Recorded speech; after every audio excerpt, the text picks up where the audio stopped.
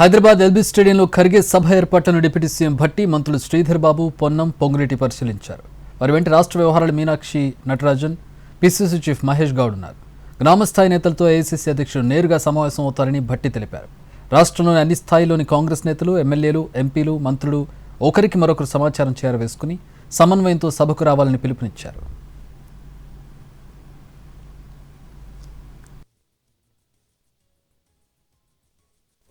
రాష్ట్ర వ్యాప్తంగా ఉన్నటువంటి గ్రామ శాఖల అధ్యక్షులకి, మండల ప్రెసిడెంట్లకి, జిల్లా ప్రెసిడెంట్లకి అందరికీ మీ ద్వారా వాళ్ళందరికీ ఒకటే విజ్ఞప్తి చేస్తూ ఉన్నాం.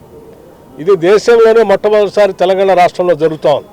రేపొద్దున తెలంగాణ మోడలే దేశంలో అఖిల భారత కాంగ్రెస్ కమిటీ కూడా మిగతా రాష్ట్రాల్లో ఇటువంటి కార్యక్రమాన్ని అమలు చేయబోతూ ఉంది.